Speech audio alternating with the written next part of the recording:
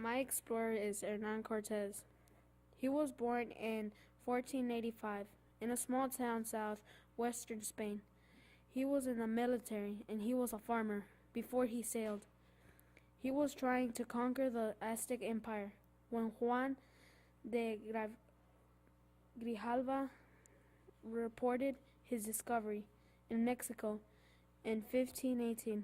On April 21, 1519, he landed in a new site of Veracruz. He died in December 2nd, 1547. He explored and conquered different worlds. He conquered the New Worlds to take over and take their riches. He took ships to the New World.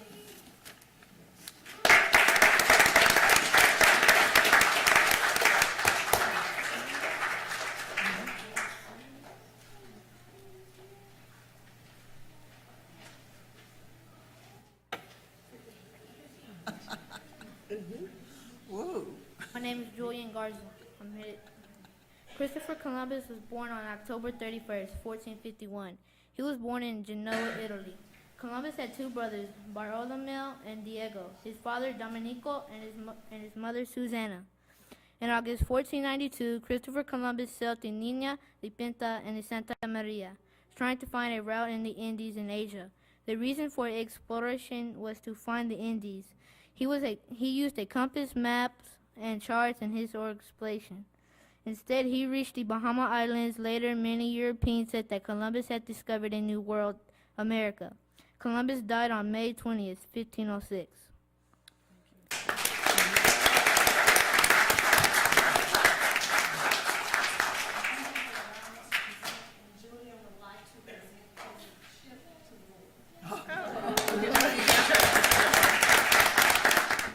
Just to the parents, I just want to issue a thank you for just allowing us to work with your kids. They're outstanding, and we definitely appreciate you allowing us to help shape and mold your students. Okay, this time we'll have recognitions and introductions. Recognition of students, staff, and/or community members. Dr. McFarland. Ms. Cole Hamilton, would you come forward with the recognitions?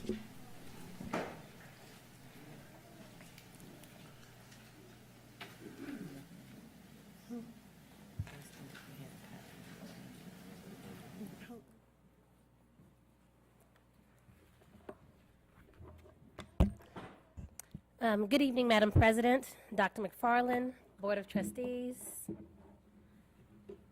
Earlier this month, we were excited to share that our district was selected as a participant of the Texas College Access Network North Texas Pilot Region by the Texas High School Project. Key initiatives for the TexCAN will focus on building awareness of existing college access activities and resources, aligning the strategic efforts of numerous stakeholders, and providing tools to measure the impact of access services. Our participation with TexCAN is directly aligned with one of the goals given to the superintendent to track our graduates and provide data to determine whether they are successful in college. Here to tell us more about this great partnership is Alejandra Barbosa, the Operations and Program Manager of the Texas High School Project. Hi, Madam President, Dr. McFarland, and the board. Thank you very much for having me here today. Can you hear me okay? Great. I just wanted to spend a few minutes today with you all to share a little bit more about the Texas College Access Network. As you've heard, Lancaster was selected to participate in this pilot. And so I wanted to provide a little more background information and answer any questions you may have on it for as much time as you need. As a bit of background, Texas High School Project, which you may already be familiar with, was selected by the National College Access Network, NCAN, an organization based in DC that helps to support statewide and regional college access networks. So they build CANs all over the country, and they selected the Texas High School Project to build a Texas College Access Network, which we've now called TexCAN. So they found in the state of Texas there are 1,600 college access organizations. So you can imagine the many school districts, nonprofits, service providers, school leaders, any community organization that supports students in college access. There are so many organizations working around the state. They wanted a resource, like Ms. Cole Hamilton explained, to support these organizations and help them coordinate their efforts around college access. So when they reached out to Texas High School Project to lead this effort, we decided to start with a regional approach.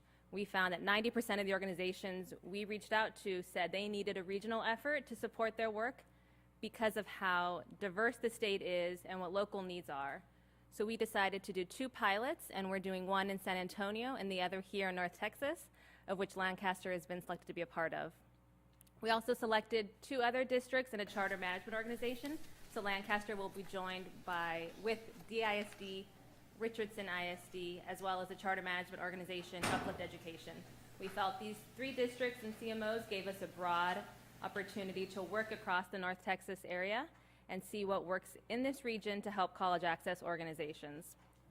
So in that, you've got some materials here that I think we handed out to you. There's a 1-page overview of the initiative, what we plan to do over the course of the pilot, as well as some interesting data points around the student access or college access and completion pipeline that really compelled us to do this work.